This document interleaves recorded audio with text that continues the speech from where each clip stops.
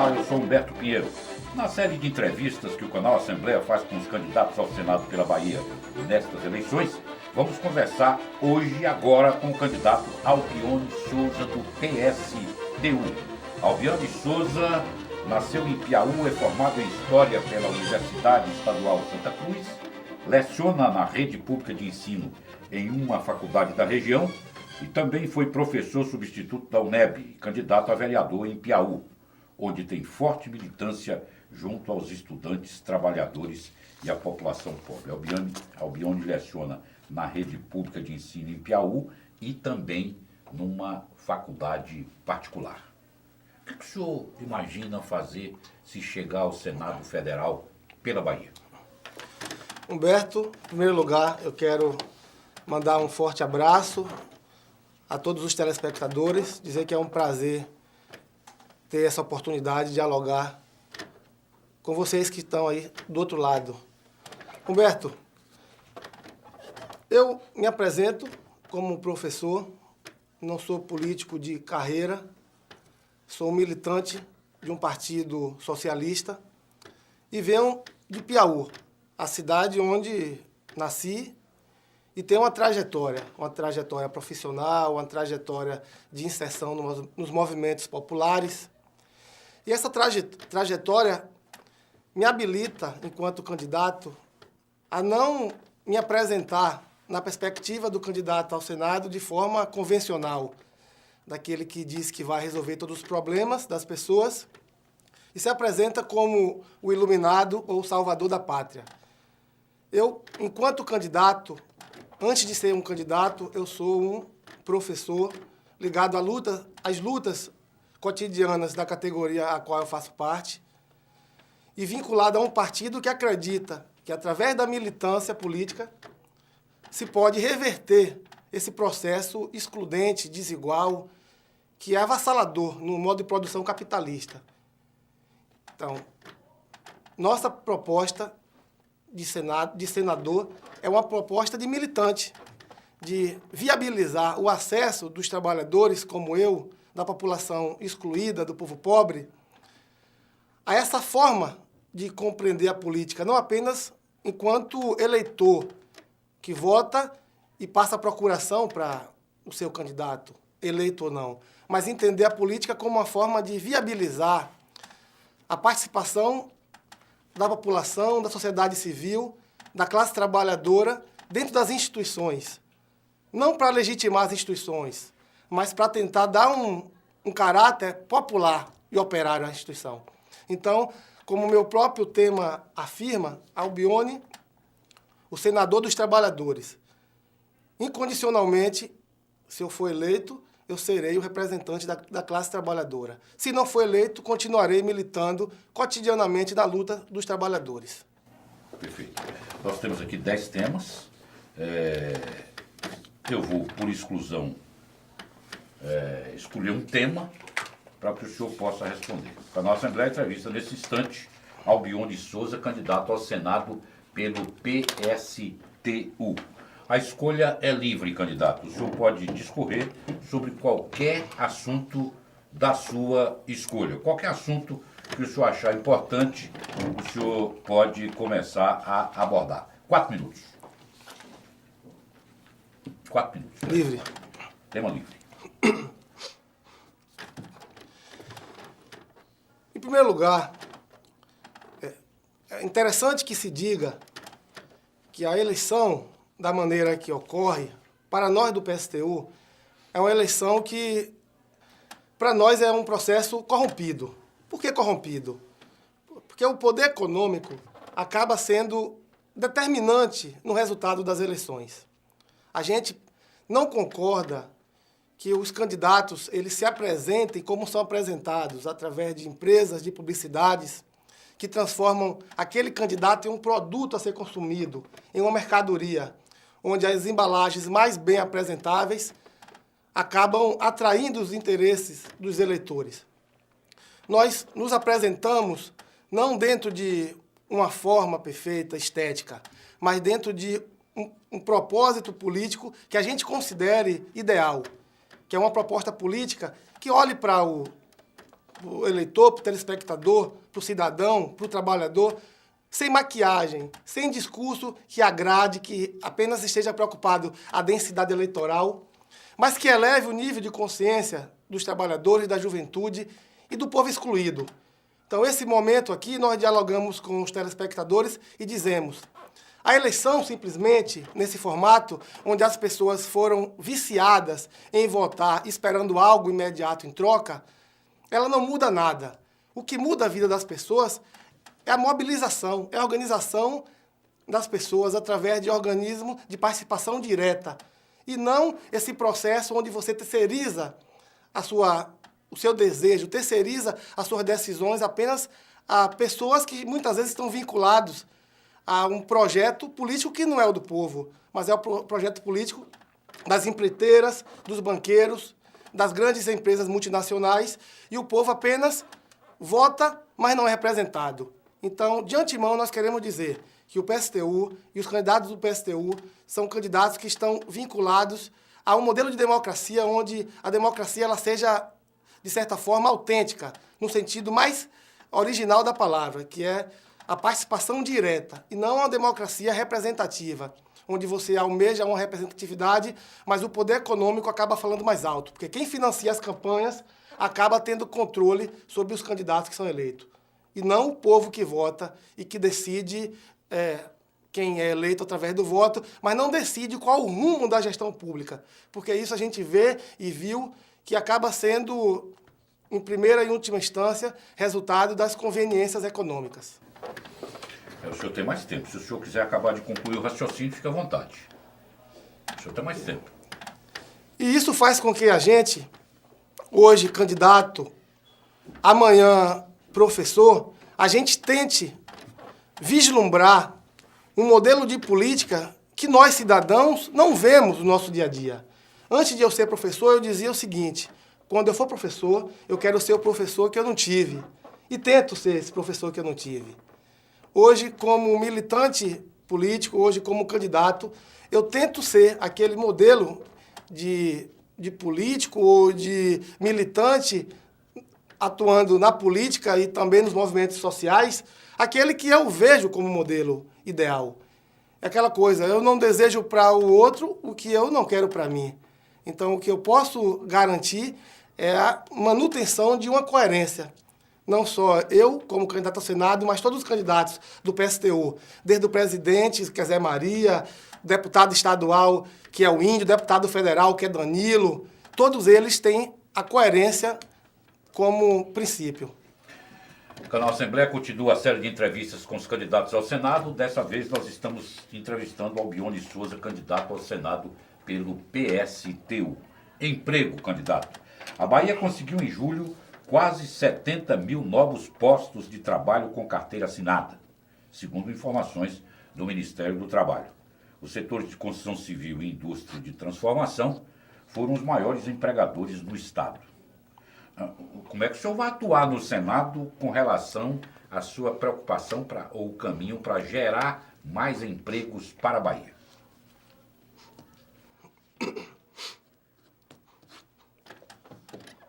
Para nós, socialistas, a geração de emprego ela não está vinculada à geração de lucros para os patrões.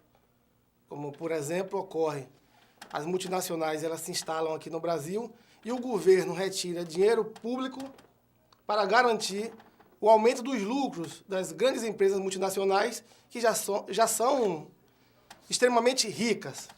Para nós, o emprego ela tem outro caráter. O emprego para a gente significa dignidade para o trabalhador e não garantia de aumento de lucro para os patrões. E como gerar essa dignidade?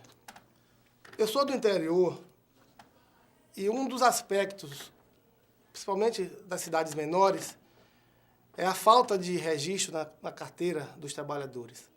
E esses trabalhadores que estão, entre aspas, no trabalho formal, que estão nas empresas constituídas legalmente, uma boa parte ganha menos de um salário mínimo, não tem carteira assinada. Então, nós acreditamos que tem que se repensar essa relação entre capital e trabalho, onde, predominantemente, o trabalho ele é colocado como algo, um acessório desimportante. O trabalhador ele é colocado como uma peça que é substituída, como se substitui uma roupa. E o capital é visto como um grande Deus. Tudo move em torno do trabalho, ou melhor, tudo é movido em torno do capital, tudo é movido em torno do mercado. E eu pergunto a vocês que estão ouvindo, existe capital sem trabalho? Existe lucro no mercado sem o trabalhador? Então, a primeira coisa a dizer é que o trabalhador, para nós, é quem move todas as engrenagens dessa sociedade. São os trabalhadores que garantem a produção do capital. Então, é injusto que quem produz o capital, quem produz o lucro, seja colocado dentro desse modelo de estrutura capitalista como uma peça sem valor, uma peça que não é colocada no lugar devido. E para nós o lugar devido é participando de maneira mais efetiva nos lucros das empresas. É participando de maneira mais efetiva na decisão da gestão pública. Porque esse é o lógico. Me lembro bem que na década de 70, um ministro de Estado ele dizia que o Brasil era necessário inchar o bolo. Isso seria uma analogia, uma metáfora à economia. Esse bolo seria a economia, ela teria que ser inchada, crescida. Depois que estivesse em um bom nível, iria ser dividido. Subentende-se que ele estava se referindo, dividido aos trabalhadores. E a gente percebe que hoje o Brasil tem uma economia forte, está entre as 8 economias do mundo, e a concentração desse bolo ainda continua na mão de poucos, de meia dúzia. Porque ao trabalhador resta a falta de saúde, de qualidade, precaríssima, falta de investimento na educação, a começar por bons salários de professores, a falta de moradia, ou seja, para os trabalhadores ficaram as migalhas do bolo. E para as grandes empresas e banqueiros ficaram o bolo na quase totalidade. Perfeito. Eu gostaria que o senhor escolhesse um tema por obséquio. Pois não. Mete a mão na cumbuca e me tira um tema, para que a gente possa continuar com a nossa entrevista. O tema agora é meio ambiente, candidato Albione. Grupos ambientalistas de Lençóis e Palmeiras, na Chapada Diamantina, estão desenvolvendo projetos que propõem a destinação adequada de resíduos sólidos gerados por esses municípios. O convênio com o Instituto de Meio Ambiente do Estado pretende oferecer alternativas para diminuir os impactos dos lixões na região. Como é que o senhor vai tratar o tema meio ambiente no Senado Federal?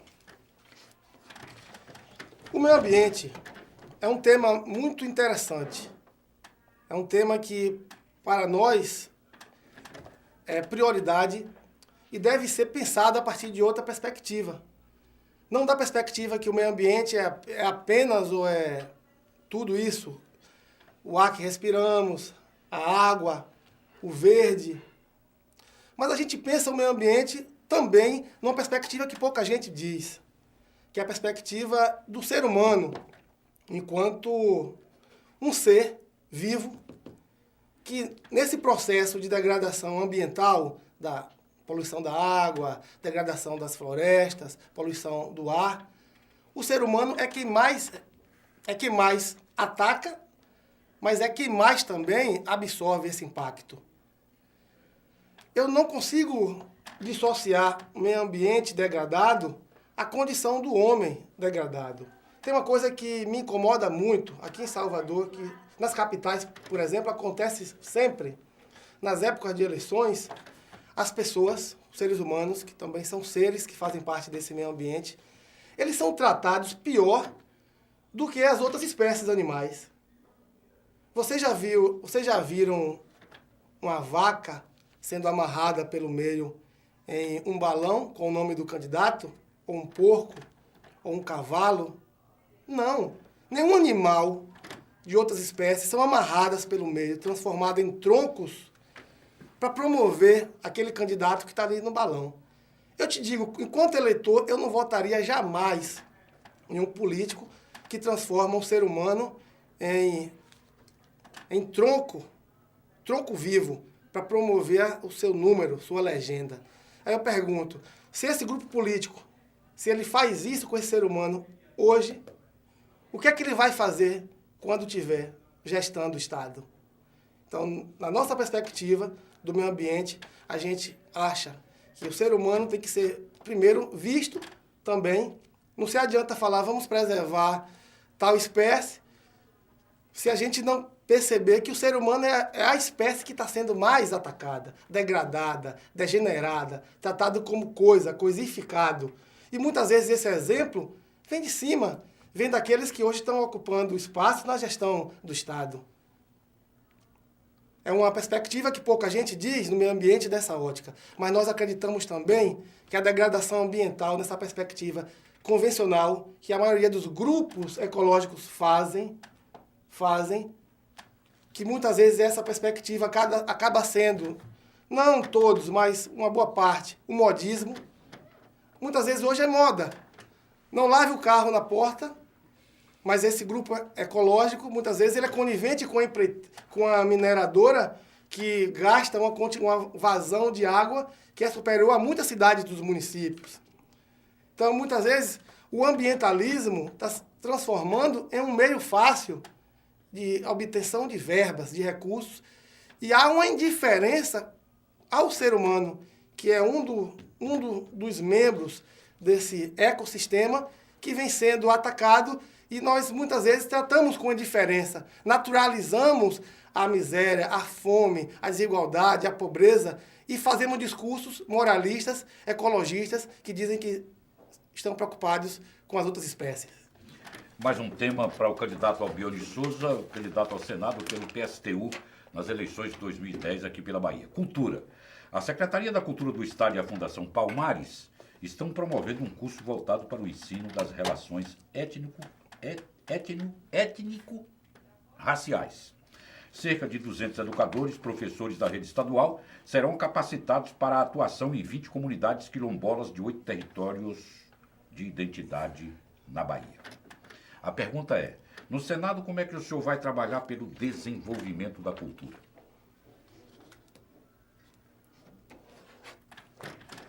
Desenvolvimento da cultura. Primeiro dizer que a cultura, ela já existe. A cultura, ela está em toda parte, ela foge ao desejo dos organismos de fomento cultural. Ela está lá no modo de se alimentar de mão e não de talheres.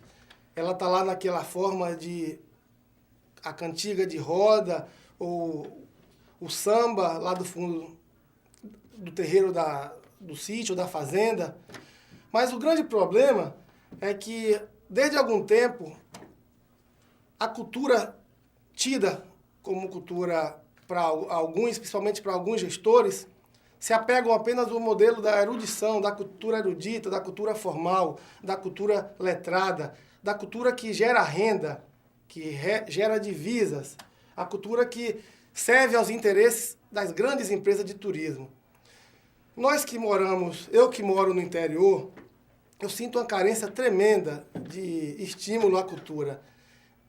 Infelizmente, a gente costuma ouvir muito lá na cidade que eu moro, em Piauí, região, eu acredito que é uma tônica de várias cidades do interior, que no interior a grande cultura é a cultura do barzinho. Acho que todos têm liberdade de tomar sua cerveja, mas é uma cultura que degrada, porque se você tem uma cultura do alcoolismo, você vai estar gerando um problema de saúde.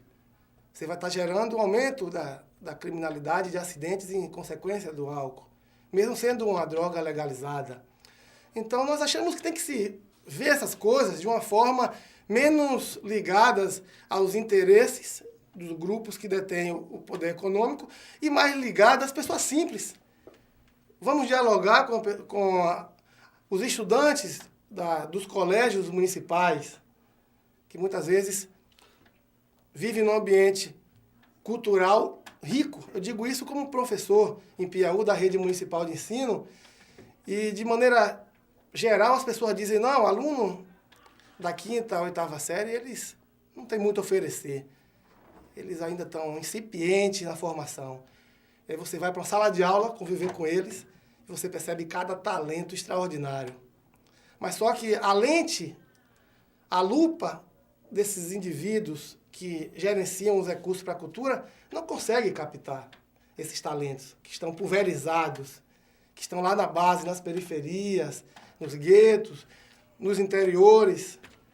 Então, nós acreditamos que devemos ter uma perspectiva de cultura que quebra esse preconceito, já que a cultura tem aquele espaço privilegiado e aquele lá é menos privilegiado. A gente hierarquiza a cultura. Não existe hierarquização de cultura. A cultura deve ser tida como cultura que varia de lugar para lugar, de forma para forma, mas sem colocar uma superior e outra inferior. E a classe trabalhadora, os estudantes, a juventude, o povo negro excluído da periferia, eles produzem uma cultura riquíssima. Um exemplo disso é o hip-hop nas periferias, todo esse movimento que vem das bases, vem de baixo, e acaba influenciando também essa cultura erudita, essa cultura letrada, que a gente vê como, muitas vezes, se auto-reafirmando como cultura e depreciando as outras expressões culturais.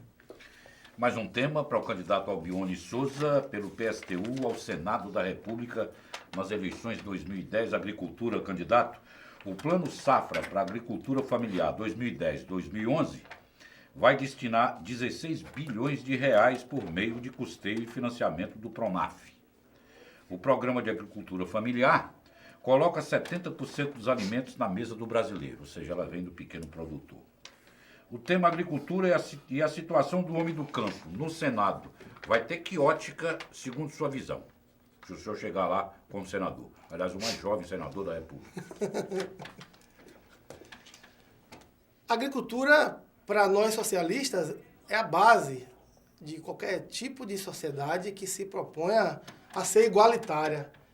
Porque é a agricultura que vai garantir o alimento do trabalhador. Então, a nossa perspectiva, a agricultura ela não deve ser voltada simplesmente para o agronegócio, transformar grandes latifúndios em pastos para a criação de gado, para alimentar a Europa. E a população do Brasil não consegue se alimentar dessa carne. Isso é um dos fatores de destruição do meio ambiente lá no norte do Brasil, onde Chico Mendes foi uma dessas vítimas desse processo de lutar por essa avassaladora destruição ambiental para converter em área de pastos. E a gente vê que isso continua.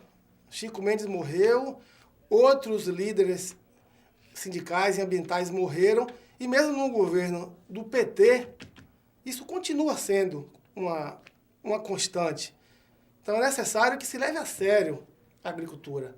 Não uma agricultura que apenas fatie toda a imensidão territorial brasileira para o agronegócio, mas que pense esse grande espaço de terras agricultáveis como uma forma de garantir o sustento interno. A prioridade deve ser, porque se fala muito de fome zero, se fala muito de políticas de distribuição de renda, mas o básico, que é a distribuição de renda através de uma agricultura que garanta o consumo interno, os governos pouco vêm fazendo isso, porque vem se agregando a essas grandes empresas que promovem a expansão do latifúndio no Brasil e não promovem, em contrapartida, por exemplo, a reforma agrária, que é um dos meios mais rápidos de dar acesso a alimento barato para a população local. Lá em Piauí, a gente tem um exemplo muito interessante de reforma agrária. Eu cresci ouvindo isso. Em 1963, um prefeito da cidade chamado Euclides Neto, é um intelectual conceituado na Bahia, escritor. Que foi secretário de Agricultura no governo Foi secretário de Reforma Agrária e Agricultura no governo Valdir Pires. Em 63, ele desenvolveu uma das primeiras iniciativas de reforma agrária da Bahia, ou quiçá do Brasil.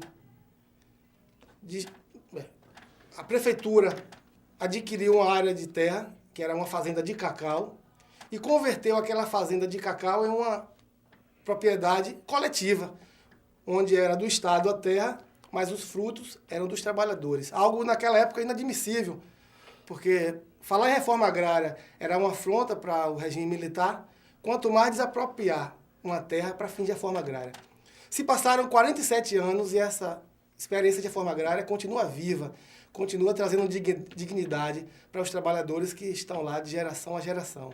Então, a primeira coisa é tirar essa ideia que reforma agrária é um palavrão, é algo que não se deve tratar, e colocar a reforma agrária como uma pauta do dia, de maneira séria, onde a terra ela tem um compromisso social.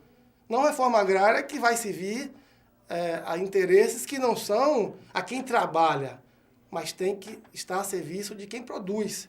Porque quem produz sabe muito bem como lidar com aquela terra, a sua forma de entender aquele espaço com sua cultura, com sua ciência popular, demonstra uma sabedoria extraordinária. E nós acreditamos que no Brasil isso não vem acontecendo. Nós acreditamos que no Brasil, tratar a terra hoje é tratar de garantir aumento de lucros das multinacionais e não de priorizar a geração de emprego, de renda e produção de alimento para quem trabalha na terra. Mais um tema, com o candidato Albione Souza ao Senado pelo PSTU. Finanças e tributos. Candidato, informações sobre compras públicas, processos licitatórios, extratos de convênios e receitas por fonte e unidade. Tudo isso pode ser encontrado pelo cidadão comum no site Transparência Bahia, um portal que já contabiliza mais de 100 mil acessos. Como é que o senhor no Senado vai tratar as finanças públicas e os tributos? 4 minutos. As finanças e os tributos é um tema que, claro, todo Estado é necessário que se tenha finanças e tributos. Até uma referência à Bíblia, o próprio Cristo já dizia, dai a César o que é de César e dai a Deus o que é de Deus. O grande problema é que os nossos Césares, eles gerenciam muito mal as finanças e os tributos que são recolhidos. Nós acreditamos que um dos fatores que contribuem, infelizmente, para a sonegação de impostos é a falta de retorno desses impostos para o contribuinte. Eu pergunto a vocês que estão ouvindo, vocês se sentem representados quando vocês pagam os impostos? Vocês se sentem agraciados com o retorno desses impostos quando vocês vão para um hospital público, que deveria ser de qualidade, deveria ser um espaço de tratamento privilégio e de atenção médica digna do imposto que pagamos? Não acontece. Se a gente vai numa rodovia pública, vocês consideram-se agraciados pela qualidade dessas rodovias? Eu, por exemplo, vim de Piauí, aproveitar esse espaço até para fazer uma denúncia. Tem um trecho entre Ibirataia e Gandu que parece que não existe no mapa. Eu não sei se as pessoas que gerem essas finanças e esses recursos, se nunca passaram por ali. Porque já tem mais de 2 anos que aquela estrada não existe, esburacada. E a gente paga para ter aquilo? Educação. O salário dos professores era um salário de fome. A vida dos professores é precária. O professor ele trabalha com intelectualidade.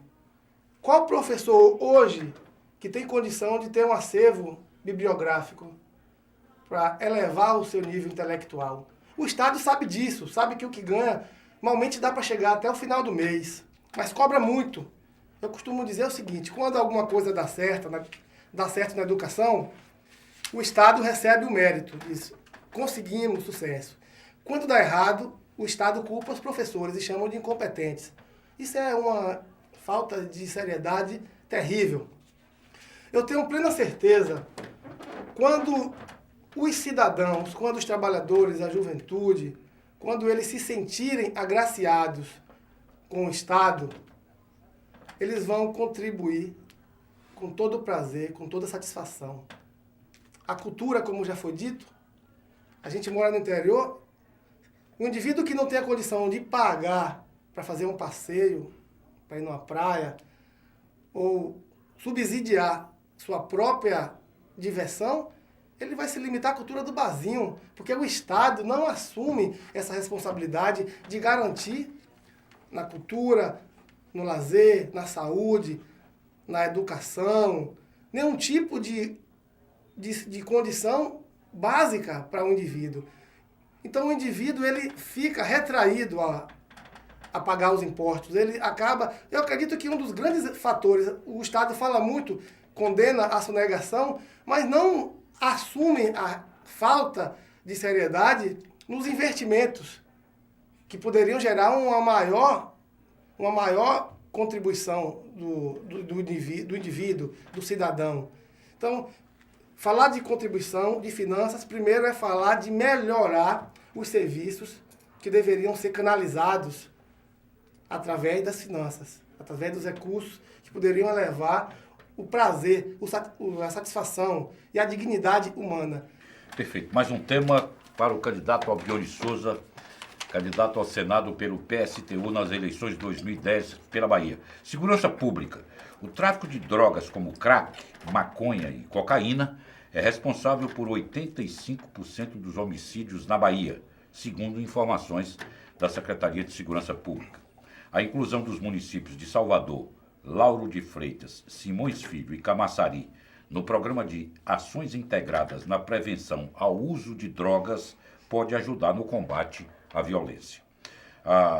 Como é que o senhor pretende atuar no Senado com relação à questão da segurança pública na Bahia?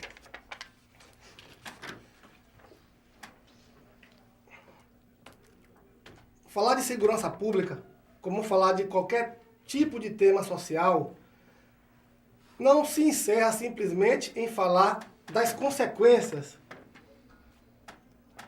da falta de segurança, consequências da falta de saúde, consequências da falta de cultura, consequências da falta de lazer. A gente tem que buscar as causas. Isso pouco se discute. Quando alguém fala para se resolver o problema do crack, dizendo que a consequência é caixão ou prisão, isso é uma falta de responsabilidade sobre o tema que é sério. É como se você estivesse apresentando uma desculpa esfarrapada, um pretexto, sem realmente tratar aquele assunto de uma forma radical. O que é forma radical? Você buscar a raiz do problema, buscar a causa, mergulhar e não ficar apenas na superficialidade, que é o que mais é feito atualmente pelos políticos. Temas que são tidos como polêmicos, esses temas, sim, que o Estado, que a política, tem que ir lá na raiz e tratar, ao invés de tratar de forma descomprometida.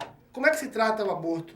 De forma descomprometida. Como é que se trata das drogas? De forma descomprometida. Isso não busca saídas. Isso não contribui para resolver o problema, apenas coloca o problema debaixo do tapete. Primeiro, nós acreditamos que o problema da violência do Brasil é um problema que passa pela má distribuição de renda. Infelizmente, se o Estado não faz a distribuição de renda através da reforma agrária, através de distribuição desse PIB que está entre as 8 economias do mundo, mas está concentrado na mão de poucos, infelizmente, a população marginalizada, ela faz a seu modo. Infelizmente, o assalto, o crime, tem uma boa parcela, não só isso, mas o problema de ordem social é um fator agravante. E se pouco fala nisso, e se pouco também atua nessa perspectiva de combater esse problema social de forma séria. Para nós do PSTU, não basta apenas armar até os dentes a polícia, não basta só isso. Não basta colocar apenas a polícia nas periferias para promover um expurgo social, uma limpeza social. Isso é um absurdo. A polícia, ela obedece ordem. Os policiais são trabalhadores, estão exercendo uma função. Eles são enviados para executar essa tarefa. Mas o Estado, muitas vezes, toma atitudes como essa de promover genocídios, expurgos nos setores que são bolsões de miséria, mas não atuam de maneira séria, de maneira real, investindo lá naquelas áreas de bolsões e pobreza, com dignidade, com saúde de qualidade, com emprego, com moradia, com saneamento básico, com cultura, e generaliza. Aquela área é uma área de grande densidade de criminalidade e tem que ser combatida. De que maneira? Só com a polícia? Nem os policiais têm condição de combater. Porque a demanda da pobreza, ela se multiplica de uma forma muito acelerada e não vai ser a força armada que vai combater, nem no Brasil, nem em parte nenhuma do mundo, mas sim uma mudança de concepção, onde aquele indivíduo seja tratado como um ser humano que merece atenção pública e não repressão. Repressão de forma intransigente, porque a repressão não dialoga. Você acha que um filho ele vai ser convencido quando ele é repreendido de forma exagerada pelo pai? Não, ele tem que ser chamado a dialogar para que ele apresente seus problemas e o pai apresente uma solução. E esse Estado que se apresenta como pai é um pai que se apresenta apenas como pai repressor. Isso a gente não concorda. Mais um tema para o candidato Albione Souza: turismo. Taxistas, garçons, camareiras e outros profissionais que vão estar envolvidos diretamente no atendimento a turistas durante a Copa do Mundo de 2014, têm a chance de aprender outro idioma. O Ministério do Turismo e a Fundação Roberto Marinho estão promovendo 80 mil vagas para cursos de inglês e espanhol em todas as cidades sede do Mundial de Futebol aqui no Brasil. No Senado, candidato Albione, o tema trabalho, como é que será tratado pelo senhor? O senhor quer mais água? Não, obrigado. Fica à vontade. O senhor passou um dado interessante, que taxistas, camareiras, eles vão ter uma formação bilíngue, vão receber o inglês ou o castelhano. Não sei se vocês sabem, mas sem dúvida a maioria das camareiras e taxistas tem, talvez, o primeiro grau completo. Eu sou filho de um taxista. Ele passou 3 anos na escola, aprendeu a ler e escrever com a vida. Eu acho muito difícil que ele consiga aprender inglês, uma segunda língua. E até eu tenho muita dificuldade. Então isso no papel é muito bonito. Mas é isso que eu digo para vocês. Existe um abismo entre quem discute a gestão do Estado e quem está lá na base. Os trabalhadores, a juventude da periferia, o povo negro. Existe um abismo. Então, é necessário que o senador seja um senador popular, um senador dos trabalhadores. É necessário que o governador seja um governador dos trabalhadores, um governador popular. Por isso que o nosso candidato é um negro, é um professor, Carlos, e tem uma relação direta com esses setores. Ele não está se transvestindo disso, ele não está representando isso como os outros fazem, mas ele é isso. Então isso é mais fácil de ter um diálogo que flua. Então, eu digo a vocês, será que esse é o caminho do Estado promover o turismo com um montante de recurso exorbitante, afirmando que isso vai ser direcionado para investir nessa questão bilíngue de setores que precisam basicamente algo que anteceda isso? Entende? Então, é necessário que a gente analise tudo que a gente ouve. Porque nem tudo que a gente ouve pode ser até bonito esteticamente, pode ser até agradável aos ouvidos. A exemplo das propagandas eleitorais da maioria dos candidatos que apresentam suas megas estruturas de marketing, que lá por detrás das câmeras tem os seus marqueteiros, mas que de fato eles bem sabem que o que eles dizem ali, 99%, não passa de uma representação de câmara. E não representam a realidade das pessoas que estão ouvindo. Então, não seria melhor que esse projeto de turismo ele seja construído a partir de um diálogo permanente com esses setores que foi citado, taxistas, camareiras, garçons que fazem parte desse setor de serviços, ao invés desse pacote vir de cima para baixo, essa é uma das coisas que a gente questiona. Perfeito. Mais um tema. A educação. A campanha global pela educação lançada em 100 países é uma forma de pressão internacional sobre líderes e políticos para que cumpram os tratados e leis garantindo educação pública de qualidade para todos. No Brasil, a iniciativa envolveu atores, atletas, estudantes, educadores e diversas comunidades preocupadas com a melhoria da educação. Candidato Albione, como é que o senhor pretende tratar o tema educação no Senado Federal?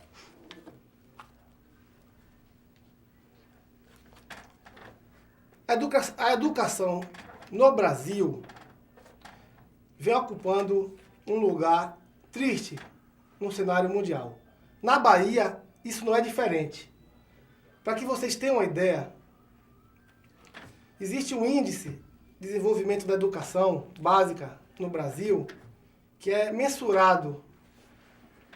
A Bahia, dos 10 piores estados do Brasil nesse índice, a Bahia ocupou 5 lugares. Inclusive,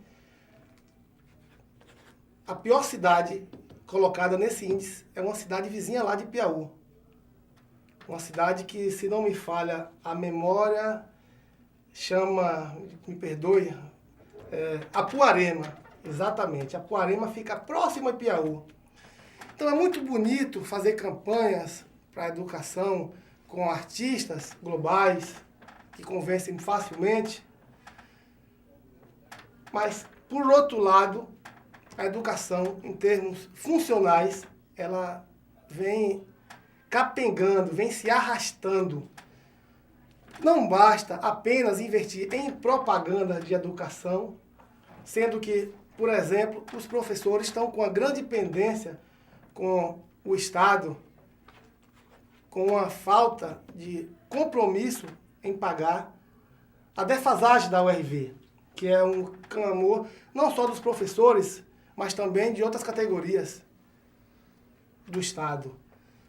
Não adianta falar em resolver o problema da educação se a gente percebe, por exemplo, nos municípios, as escolas que eram estaduais hoje estão sendo entregues às redes municipais.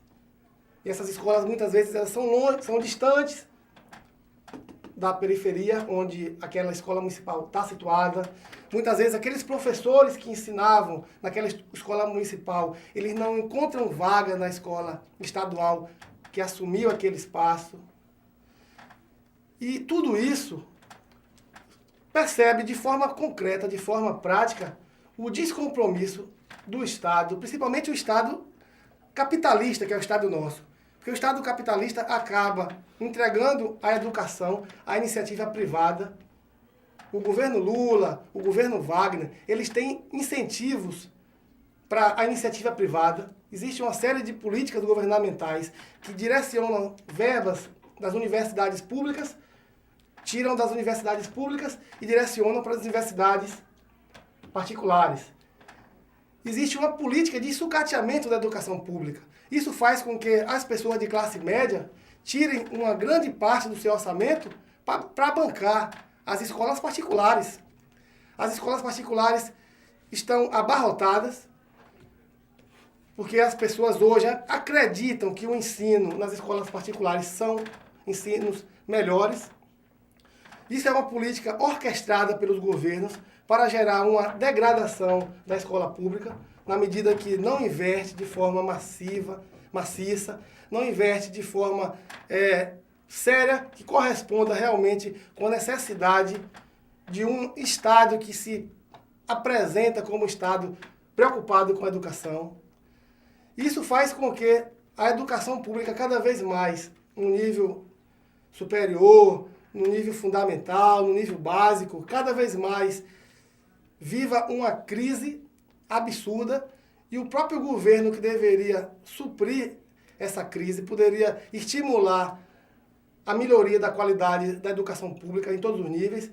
O governo acaba sendo o grande mentor de políticas que estimulam os chamados tubarões da educação, que são os grandes empresários que detêm o controle da educação superior ou da educação fundamental através de suas escolas. E nós acreditamos que isso não é o caminho. Nós, do PSTU, nós defendemos a estatização de empresas que não estão vinculadas aos interesses dos trabalhadores. E o que vem acontecendo hoje é o contrário. Vem acontecendo uma privatização. A privatização da saúde, privatização da educação, privatização das rodovias. E esse processo neoliberal acaba sendo um processo que achata cada vez mais os investimentos nos serviços sociais e mantém o trabalhador refém das empresas privadas. Isso é terrível. Último tema para o candidato Albione Souza, candidato ao Senado pela Bahia nas eleições de 2010. Saúde. A Comissão de Assuntos Econômicos do Senado autorizou o governo federal a firmar empréstimo com o Banco Mundial no valor de 67 milhões de dólares. Os recursos são para financiar o Programa Brasileiro de Combate à AIDS e outras doenças sexualmente transmissíveis. Como é que o senhor vai lutar por mais recursos para a saúde na Bahia, lá no Senado, não? Totalmente. Até porque eu careço também desse atendimento, dessa saúde pública. Eu sempre costumo contar uma historinha que eu já passei que serve para ilustrar o que é que o povo passa. Outro dia meu filho foi mordido por um escorpião. Eu levei meu filho para um hospital geral de Piauí, HGI de Piauí. Eu não entendo quase nada de medicina. Mas ao chegar lá não tinha o soro, o médico receitou duas injeções que aparentemente não tinha relação nenhuma com o combate daquele veneno que afligiu meu filho. E eu fiquei atônito. Disse, não vou me permitir isso. Eu sou professor de história, não conheço de saúde. Mas, basicamente, a gente sabe que tem substâncias que fazem efeitos que não são o efeito desejado para se combater uma picada de escorpião. Eu simplesmente retirei ele do hospital e tive que me dirigir a outro lugar para que tivesse realmente um atendimento sério e fosse realmente atendido como um ser humano merece. Isso acontece em várias instituições públicas do Brasil e da Bahia. O indivíduo, quando chega ao hospital, ele já chega precarizado, necessitando não só de atendimento médico, mas de um pouco de atenção emocional. Infelizmente, muitos médicos têm que passar por um processo de reumanização. Tem que se rever enquanto ser humano, porque não basta apenas ter o canudo que lhe habilita a atender, se não tiver uma atitude mais humana. Tem uma frase de Che Guevara que me chama muita atenção. Ele, como médico, ele nos deixou um legado interessante.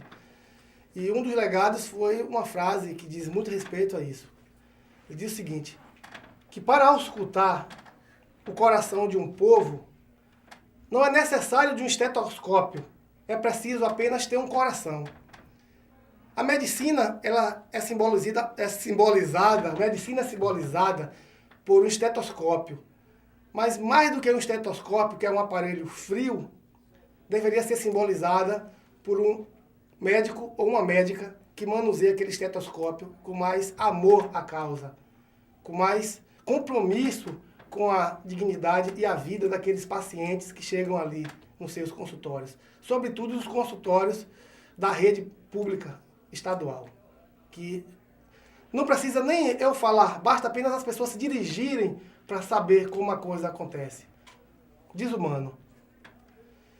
Então a saúde, a gente não governa, não pretende governar em causa própria.